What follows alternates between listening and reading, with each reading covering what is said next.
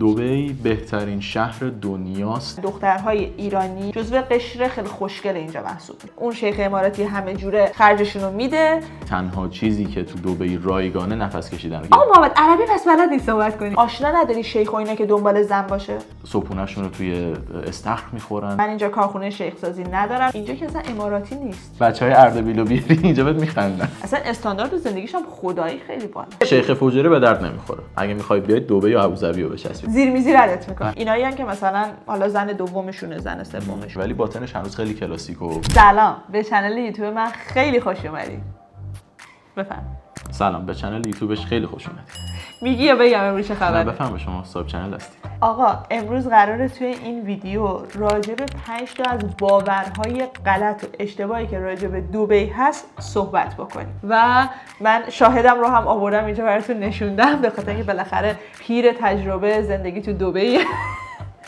البته اینو بچه‌ها نمیدونن. بچه‌ها محمد از بچگی دبی بوده و تو دبی بزرگ شده. حالا من 3 ساله که اینجا دارم زندگی میکنم ولی چون محمد توی دبی بزرگ شده واسه همین شاهدم آوردم اینجا نشوندم که وقتی میخوایم راجع به این تجربه ها صحبت بکنیم قشنگ بتونه شهادت بده.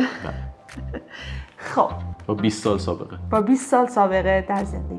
چه زندگی در دبی؟ در زندگی در دبی. بیشتر نه 20 سال درست. آره نه 20 سال بسه دیگه. بسه؟ آره. آقا اولین موردی که میخوایم راجبش صحبت بکنیم اینه که همه فکر میکنن هر آدمی که تو دبی پول داره.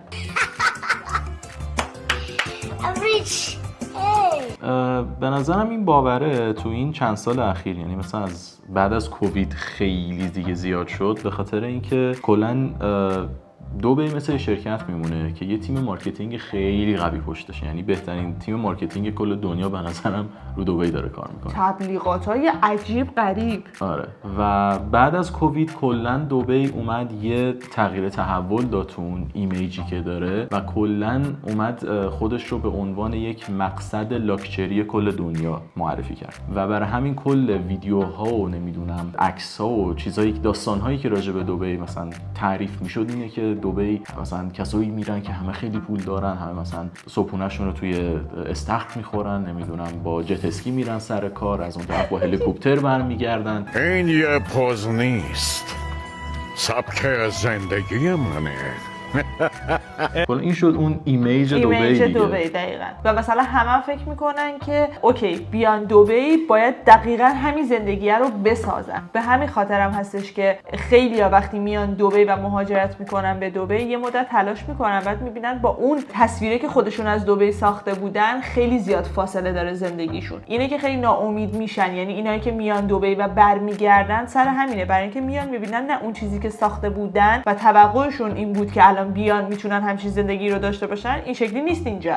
حالا درسته اوکی بله شما میتونی تلاش بکنی، اینجا نتیجه زحماتت رو میبینی و بالاخره میتونی به اون زندگی لاکچری برسی، ولی نه اینطوری که از همون روز اول که اومدی این زندگی لاکچری مثلا منتظرت باشه. و واقعا اگر بخوایم خیلی واقعیت جامعه رو در نظر بگیریم بچا اینجا تعداد آدم‌هایی که کارمندن، ورکر عادی محسوب میشن دیگه، ایمپلوی هستن خیلی زیاده. یعنی مثلا اینطوری نیستش که همه از دم پولدارها و میلیونرها و مثلا اینا باشن. بله این آدم‌ها هستن ولی تعداد آدم‌هایی که کارمندن اینجا هم خیلی زیاده.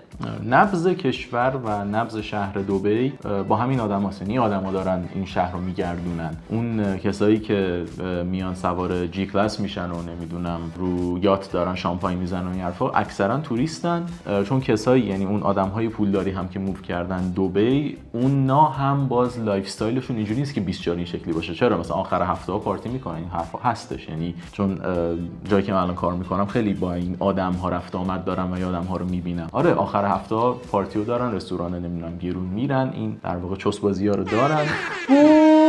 ولی بازم اینجوری نیستش که هر کسی که دبی زندگی میکنه باید همیشه همچین لایف استایلی داشته باشه. اما من این نکته رو بگم کلا، حالا جدا از این حرفایی که الان زدیم، به نظر من دبی بهترین شهر دنیاست برای پول درآوردن، برای کار کردن و نتیجه اون کارو خیلی سریع دیدن.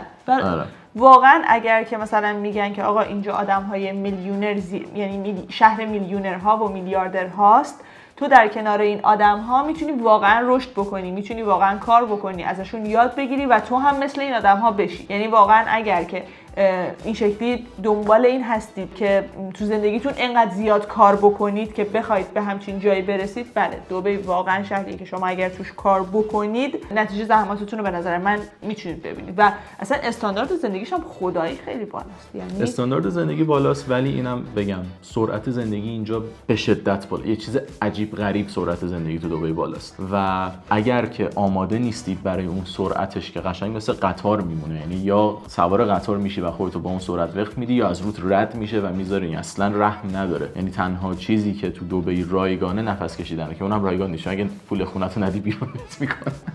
پول اقامتتو ندی. دقیقاً. تو با پول اقامتو بدی بتونی اینجا نفس بکشی. ولی اتفاقا با اون روز با همین ادیتورمون صحبت بود که داشت میگفتش که آخر هفته میگفت پنجشنبه یا جمعه تو ایران خیلی حس چیز میده، حس آخر هفته ریلکس دادن، ریلکس کردن میده. من گفتم دبی هیچ روزی همچین حسی رو بهت نمیده. یعنی هیچ روزی در هفته نیست که بگی آخه من امروز برم ریلکس کنم. چون یه روز که ریلکس میکنی میگی وای من عقب موندم، میتونستم از این موقعیت استفاده کنم، این کارامو ببرم جلو، این کارو نکردم الان عقبم. کلا این یه خورده ذهنی بازی میکنه و میگم بعضیا که آمادگی اینو ندارن اون ماه اول براشون خیلی سخته. قبول دارم. این مورد اولو بیشتر از این طولانی نکنیم. طولانی کردیم. بریم. آره من نمیخوام خیلی این ویدیو طولانی باشه. نکته بگیم بریم. باشه. باور اشتباه دوم. دبی همیشه گرمه. عزیزم گرمه. گرمه؟ دبی هیچ وقت سرد نمیشه. این نکتهش اون باور کجا؟ درست. نه کجا سرد نمیشه؟ چون همین شهر دبی به هیچ عنوان آوتدور منظورشه کلا در کل فصل‌ها و ماه‌های سال خود شهر دبی از لحاظ بیرونی هوای نچورال هیچ وقت سرد نمیشه. ما پایین‌ترین دمایی که داریم 20 درجه است. نه محمد بابا ما در 12 تا هم داریم شبا. برو تا تاریخچه دبی برو همه ودرها رو ببین، اگه تا 12 رسیده بود. پس چجوری من کت میپوشم؟ خودت تو شب مثلا کت هودی میپوشی. خب اون به خاطر اینکه بدن ما با 50 درجه عادت داره، وقتی 20 درجه میشه یهو قاطی میکنه میگه آقا سرده. ولی تو الان یه نفر دو نفر از تبریز بردار بیار اینجا 20 درجه نشستن عرق دارن میکنن اون گوشه. تو وسط سرما که ما با ژاکت و نمیدونم بوت تو میخری که مثلا تو زمستون بوت بپوشی با 20 درجه، بچهای اردبیلو بیاری اینجا بهت میخندن. ولی آقا من خودم سال اولی که اومده بودم دبی، چون ما دقیقاً مهر ماه مهاجرت کردیم به دبی و من از استانبول که ما می‌خواستیم بیایم دبی، من هر چی لباس خریده بودم برای مهاجرتمون همه مثلا تیشرت و شلوارک و این شکلی بود. بعد اومدیم اینجا تو مال مثلا شما راه میرفتید بعد می‌دیدی که همه برندا مثلا لباسا رو زمستونی کردن، اینو بعد من می‌خندیدم. من میگفتم آخه این بیچاره‌ها که اصلا از این آب و هوا نداره، اینا رو برای کی برای چی؟ ولی از سال دوم به این طرف من خودم آدمیم که واقعا لباس گرم میخرم، چون که اولا خب تو سفرهایی که شما میری بالاخره احتیاجت میشه، دوم اینکه با سرده، به خدا سرده. من الان که ما داریم این ویدیو رو برای شما میگیریم وسط اول شهریورم، ولی بالاخره تابستون گرمه و دبی گرمه. ولی ما مثلا اگه رستوران و اینا میخوایم بریم من 100% کتمو با خودم میبرم. یعنی انقدر داخلی همه جا سرده و انقدر دیگه سردش میکنن که واقعا شما حس نمی‌کنی تابستونه و خب چون همم این شکلیه که بیشتر داخلن خیلی اون گرما رو حس نمی‌کنن. ولی آقا به خدا گرماش هم اونقدرها عجیب و غریب و غیر قابل تحمل نیست. از منی که 24 ساعته الان من این تابستون بیشترین تعداد فرمالیته ها رو توی بیرون داشتم. یعنی من تو سالهای قبل همیشه بچه‌ها میگفتم که نه فرمالیته تابستون نیاد، فصل فرمالیته دبی تابستون نیستش. که این تابستون استثناء، این تابستون واقعا هوا خوب بوده. واقعا هوا خوبه. این تابستون رو بهت میدم، ولی تابستون پارسالی تو آگوست هم ساحل داشتیم مکاسی می‌کردیم. من حالا بد شد. گرما زده شده بودیم و داشتیم میافتادیم. تازه مثلا 1 ساعت و نیم 40 دقیقه کلا ما بیرون بودیم، ولی به شدت حالا اون بد شده بود. ولی الان مثلا ما چندین ساعت از ظهر مثلا از 2:30 ظهر داریم شروع میکنیم تا غروب آفتاب 7-8 شب مثلا داریم ادامه میدیم و اینا فرمالیته رو اوکیه و ما کلی فرمالیته داریم. واسه همین من کلا با اینکه کلا دبی هواش گرمه و هواش خیلی بده من مخالفم، چون ما قشنگ 7-8 ماه هوای خوبو داریم. یعنی 7-8 ماه هوا اوکیه. آره هوا اوکیه. 2 ماه هوا عالیه، یعنی تو دسامبر و ژانویه به شدت هوا خفنه. یعنی فوریه هم اوکیه. پارسال یه عروسی داشتیم لب ساحل اوکی، اواخرش بد میشه. ببین یه 3-4 ماه هوای خوبو داریم. نه من اینا درجه اینا دماشون با من فرق میکنن. دبی گرمه، دبی مال سرد. ولی اگر مثل من گرما رو دوست دارین دبی به شدت بهتون پیشنهاد میشه. من دبی دوست دارم آقا، آفتاب دوست دارم. باشه. همینی که هست. چنل منه. برو بعدی. خب بریم سراغ آقا. خودت ببین. نکته بعدی که نوشتم چیه؟ توضیح بدم. همه فکر میکنن که دبی کلا آدم‌هایی که توش زندگی میکنن یه بند ماها توی برندها افتادیم و داریم از تو برندها خرید میکنیم، یه بند تو دبی مال مثلا هی از این برند در میریم تو یکی برند و این شکلی. این برمیگرده به همون نکته اولی یا باور غلط اولی که روش صحبت کردیم و دقیقاً اون تفاوت اون آدم‌های مثلا 1% و آدم‌های معمولیه. ببینید چرا ما قشر چوسی زیاد داریم تو دبی که کلاً از کارتیر میرن تو ورساچی، از ورساچی میرن تو دولچه اند گابانا، بعد کلاً تو فشن اونیو دبی مال زندگی میکنن. اما اکثریت مردم از هر برندی که دوست دارن خرید میکنن. یعنی اصلا اینجوری نیستش که حتما کفش من باید نمیدونم فلان باشه، حتما شلوار من باید فلان باشه، حتما باید بالمین بپوشم، اگه رو تیشرتم بیه گنده نزده باشه من آدم نیستم. یعنی این باورهای غلط تو این قضیه هم هست، ولی خب نه، مردم عادی از همه جا خرید میکنن و آف بخوره میرن از همون کارتیر و دولچه اند گابانا فلان هم خرید میکنن. ما هم خیلی این کارها انجام دادیم. آره، انجام میدیم، ولی چیزی که دوست داریم، نه اینکه لزوما بریم حتما. دقیقاً که مثلا حتما چون الان مثلا این برنده من میخوام برم از این خرید کنم. نه، من اگه چیزی رو خوشم بیاد. ببین کلا شما وقتی تو دبی زندگی میکنید خواه ناخواه برند پوش میشید. یعنی ببین من اینو همیشه به همه میگم، چون من اینو عروسای خودم مثلا هم میگن که وای ما نمیتونیم مثلا این برندها رو افورد بکنیم، اصلا نمیشه، زندگی اینجا خیلی سخته. خیلی همه چی رو نمیگن بابا ما 24 ساعته تو برندا نیافتادیم که مثلا هی از برندا خرید بکنیم. اما تو خواه ناخواه اینجا چون آپشن دیگه ای نداری جز برندها، از همینا خرید میکنی و خواه ناخواه تو برند پوش میشی. فقط اینکه حالا از چه برندی خرید بکنی، یا حالا مثلا میگم ممکنه مثلا ما هر 2-3 ماه یه بار مثلا بریم تو برند خرید بکنیم، ولی آدم‌هایی که میان دبی این شکلی همیشه نشون میدن که همش ما تو این برندا داریم خرید میکنیم هر روز. یعنی وایسادن دارن میرن تو مال فقط هی تست بکنن، برن تو برندا تست بکنن که مثلا استوریشون رو بذارن. این آدم‌ها رو متاسفانه من تو کارم خیلی زیاد دیدم. آره، نصف عکسایی که می‌بینیدم فیکه، فقط رفتن پوشیدن. آره، چون اینجا شما راحت میتونی بری بپوشی، تست بکنی و حالا یا می‌خوای می‌خری یا نمی‌خوای نمی‌خری. یعنی اصلا مسئله خاصی نیست. واسه همینم مثلا یعنی خیلی از این آدم‌ها رو می‌بینید که این جور چیزا رو می‌ذارن. اینجوری نیست که هر بار رفتن تو مغازه دارن چند هزار دلاری هزینه می‌کنن و مثلا خرید می‌کنن. واقعا همینطوری نیست. البته یه نکته خیلی ریزم بگم تا بریم آره، بعدی. نکته خیلی ریزش اینه که سطح برندها توی دبی کلا با همه جای دنیا فرق میکنه. یعنی چی؟ یعنی مثلا اگر شما برید مثلا توی کشور دیگه، زارا اونجا، مثلا تو ترکیه زارا خیلی برند خفنی بود، زارا داره خرید میکنه فلان. زارا اینجا برند معمولیه. یعنی قشر عادی ازش خرید میکنن و قشر پولدار ازش خرید میکنن. اگه جنس خوب باشه خرید میکنن، اگه خوب نباشه خرید نمیکنن. و مثلا برندهای خفن اینجا دیگه اون مثلا برندهایی که تو بعضی از کشورها اصلا نیست. مثلا ترکیه فقط استینیه، استانبول فقط استینیه پارک اینو داشت. بقیه تازه به نظر من اصلا به کاملی اینجا نبود. به کاملی اینجا نیستش 100%، چون اینجا خب بازارش تقاضا خیلی زیاده. آره. خب وقتی درخواست زیاده چیز هست دیگه، سپلای هم هست دیگه. خلاصه گفتم این رو بهتون بگم که فکر نکنید واقعا اگر قراره بیاید دبی زندگی بکنید همیشه قراره هر روز تو این برندها باشید و اگر مثلا این ماه نتونستی خرید بکنی از این برندها پس آدم بدبخت بیچاره‌ای هستی. باور اشتباه بعدی، همه فکر میکنن زبان امارات و زبان دبی عربیه. وقتی من میگم من 20 سال اینجا بودم، اولین سوال 90% ایرانی‌ها اینه که خب عربی بلدی دیگه. آقا محمد عربی پس بلدی صحبت کنید دیگه.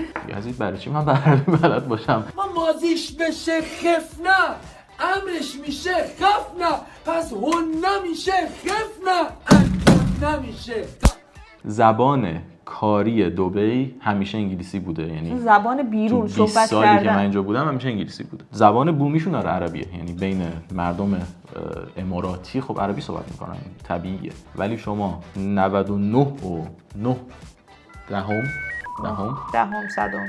صدم نیست، 99 صدم میشه، 9 حالا درست میشه میدی اینجا انگلیسی صحبت میکنن. یعنی تمام کار شما با انگلیسی تمام میشه. یعنی اصلا نیاز نیستش که شما عربی بلد باشید یا یاد بگیرید. و اصلا یه دلیلی که من تو بچگی عربی یاد نگرفتم این بود، چون کار من با انگلیسی حل میشد. من انگلیسی رو کامل یاد گرفتم ولی دیگه زیاد به عربی دقت نکردم. آقا منم که کلا کارم با اماراتی هاست، یعنی من تمام چون میگم 99.9 عروس و دامادم همه اماراتی هستن و کلا دارم با جامعه اماراتی کار میکنم. من هم عربی رو یاد نگرفتم. البته که دوست دارم عربی رو یاد بگیرم به خاطر اینکه بچه کلا شما توی هر جامعه ای اگر زبان خودشون رو بلد باشید به یه سری لول های دیگه دست پیدا میکنید که شاید مثلا با انگلیسی براتون باز نباشه. مخصوصا من چون من کلا مدلم این شکلیه که با عروس و دامادها خیلی دوست میشم، رفیق میشم و اینها. خب مسلما این دوستی ها وقتی شما با زبان خودشون صحبت بکنید خیلی عمیق تر و بهتر میشه. ولی من کاملا دارم باشون کار میکنم همه با زبان انگلیسیه. خب تمام قشری هم که اینجا دارن کار میکنن، یعنی همه هر نوع خدماتی که شما اینجا دارید میگیرید از آدمهای غیر از لوکاله. در نتیجه همه زبان انگلیسیه. حالا درسته بعضیاشون عربی صحبت، مثلا فیلیپینیا همچین عربی صحبت میکنن اصلا آدم میریزه. اگه عربی بلد باشی اون واسطا خیلی راحت تر جواب میده تا انگلیسی. واسطا میشه اون کانکشن ها و لینک هایی که میتونی با آدم ها اینجا بزنی. کارت بیشتر را میافته. آره زیر میزی ردت میکنن. و میرسیم به مورد آخر، یعنی این ویدیو سمش رو نگه داشته بودم برای آخر.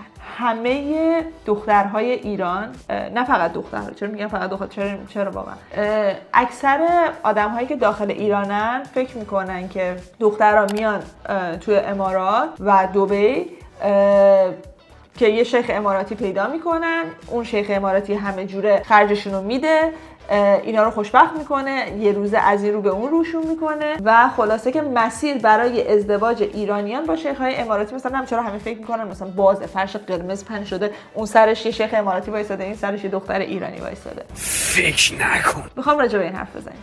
آخه اصلا از پایه غلطه. شیخ اماراتی مثلا کلا چند نفرن مگه؟ شیخ‌ها رو بخوای بشموری رو انگشت میشه شمردشون. این که میگن شیخ اماراتی، آره ذاتاً هر کی که اماراتی شیخ نیست. یعنی هر اماراتی که بنت سوار شیخ نیست. فقط اماراتیه. ببین من تو تمام این چند سال که با اماراتی‌ها فقط کار کردم، من فقط یه دونه داماد داشتم که اونم بچه شیخ بود.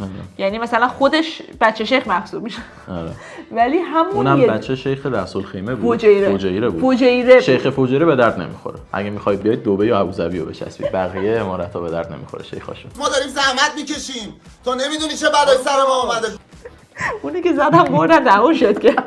ولی خلاصه آقا اینطوری نیست که هر چی مثلا هر کی اینجا عربه پس شیخه. این اولین نکته که اصلا اشتباهه. من نمیدونم این چه چیزی اصلا کجا اومدهش هم حتی نمیدونم واقعا. و نکته بعدی این که مثلا دخترها و پسرها فکر میکنن که مثلا اگر بیان اینجا پسر بیاد دنبال شیخ اماراتی. Mr. Should I call you Mr? Pepe Julian Onzima. Thank you for coming in. نه پسرا این فکر رو راجع به دخترا میکنن. ببین اینقدر این حاشیه تو اینستاگرام زیاده و من به خدای بعضی جواب برمیخوره که من حتی خودم دایرکت این شکلی زیاد میگیرم که وای ما مثلا به شما افتخار میکنیم، شما جزء معدود خانم هایی هستی که اونجا داری کار میکنی واسه زندگیت زحمت میکشی. بقیه مثلا حالا دوست ندارم بگم اون چیزی که میگن راجع به بقیه دخترا اینطوری نیست واقعا. اونم یه باور غلط دیگه است. حالا دیگه وارد اون قضیه نشیم، ولی اونم کلا چیزی که الان تو ایران خیلی مرسوم شده و راجعش صحبت میکنن که به نظر من چرت و پرته. چون که ما که اینجا داریم زندگی میکنیم میبینیم چرا هستن اون آدم‌هایی که برای یه هدف‌های دیگه میان اینجا. از همه کشورها هستن، یعنی فقط ایرانی هم نیست، از همه جای دنیا بابت این قضیه میان اینجا. فقط دبی هم هستش، ولی نه این به نظر من اینم یه باور غلط دیگه است. ولی حالا برگردیم به پوینت. آره برگردیم به پوینت خودم. بچه‌ها من به عنوان شخصی که کلا در چند سال اخیر همه زندگیم با جامعه اماراتی بوده، تو تمام عروس و دامادهای اماراتی که من داشتم، من فقط یه دونه زوج داشتم که عروس ایتالیایی بود و داماد اماراتی، ولی داماد هم 100% اماراتی نبود. داماد از پدر اماراتی بود، مادرش بریتیش بود و این شکلی بود که مثلا با یه دختر غیر اماراتی ازدواج کرده بود. کلا بچه‌ها تو فرهنگشون، تو کالچرشون این شکلیه که با خودشون ازدواج میکنن، یعنی داخل خودشونن. خیلی کم پیش میاد که مثلا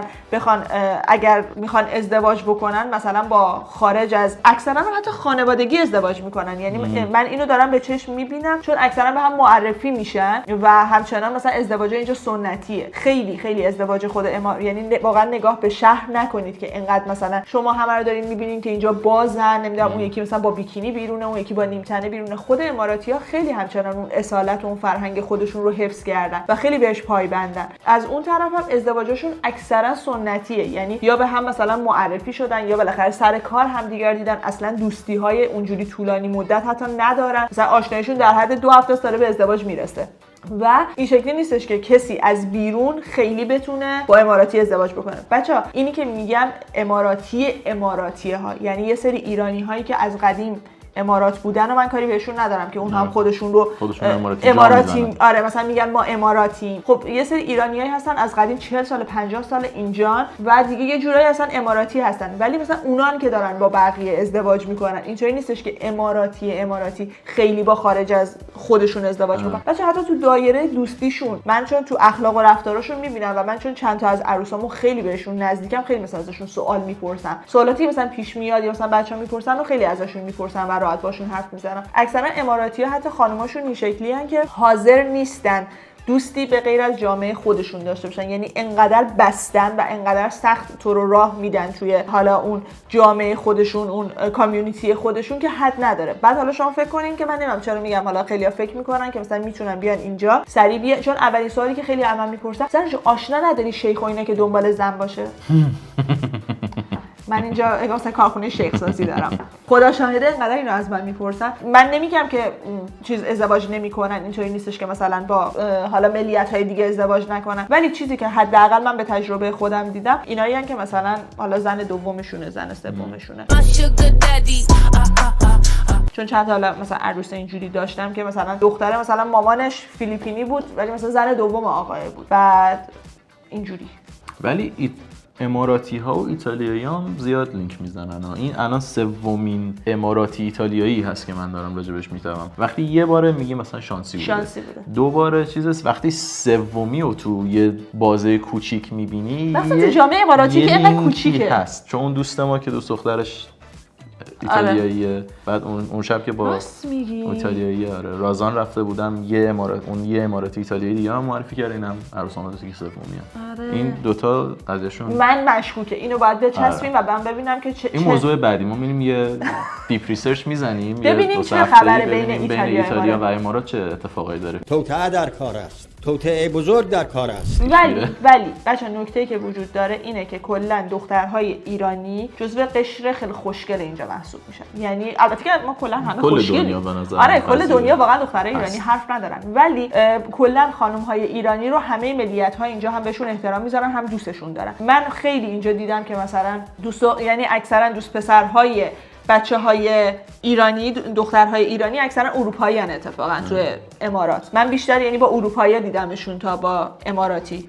من واقعا با اماراتی تا حالا ندیدم. اماراتی که اینجا مثلا دوست دخترش ایرانی باشه، قدیم جدید واقعا ندیدم. مثلا بیشتر بچه‌ها که اصلا با اروپایی ان. آخه میدونی خودم فرهنگ ما خودمون جدیدن نیست، یعنی واقعا شبیه امارات دیگه نیست. ما قدیممون خیلی شبیهشون بوده ولی الان فرهنگ جدید ایرانی‌ها دیگه شبیه اماراتی‌ها نیست، با هم به مشکل می‌خوره. دبی شهریه که ظاهرش خیلی مدرن و پیشرفته و خفن و اوپن مایند و همه چیه، ولی باطنش هنوز خیلی کلاسیک و در واقع معنوی و دینیه.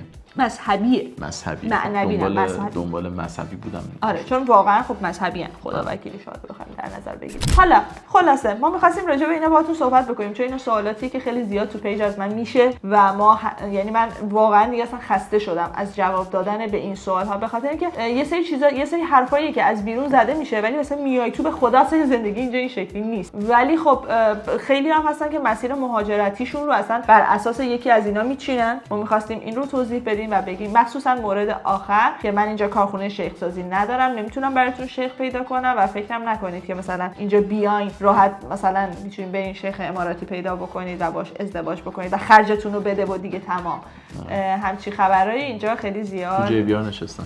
تو جی بی آر دور کنید ان شاءالله گیرتون. حالا اصلا نصف سوال یعنی بچه‌ها وقتی میان امارات، میان دبی، سوال بعدیشون از ما این میشه که اینجا که اصلا اماراتی نیست، اماراتی‌ها کوشن. یعنی شما انقدر اینجا کمن واقعا تو بین نمی‌ری. 8 تا 10% کل جمعیتن دیگه. خب اون در واقع اقلیت حساب میشه. دقیقاً. کشور خودشون اقلیتن. بعد مثلا این سوال بعدی اینه که مثلا اینا کجا؟ اینا خونه‌شونه. اکثر امارات بیرون نمیان، یعنی جاهای توریستی که اصلا نیستن، یعنی کلا رزیدنت هایی که خیلی وقت دبی هستن هم جای توریستی نمیرن. مثلا ما اگه تعطیل بشیم نمیریم بغل برج خلیفه وایستیم، ما میریم مثلا ته صحرا یه دونه کافی شاپ خسته است مثلا اونجا تازه باز شده، میگیم یه جای جدیده پاشیم بریم اونجا. ما همچین جایی میریم، جای توریستی کسایی که خیلی وقت اینجا زندگی کردن نمیرن، مخصوصا اماراتی که اصلا کلا بدشون میاد از این قضیه، برام ویلاهاشون نشستن بیرون نمیرن. آره چیکار دارم؟ سابسکرایب کنید، لایک کنید، کامنت بذارید. سوال دیگه در رابطه با سوال دبی دیگه و داریم. امارات داشتین بگید، راجبش ویدیو میسازیم. کامنت بذارید که آیا محمد عربی بلده یا بلد نیست، چرا بلد نیست بعد 20 سال همه این سوال ها رو. چرا زهرا شیخ به ما معرفی نمیکنه؟ من چون چیم خبیثم. مچ میکری. نه خبیثم که این کارو برای ایرانی‌ها انجام نمیدم. من بخیلم براتون نمیگم شهر اماراتی پیدا کنم. والا به خدا. خداحافظ.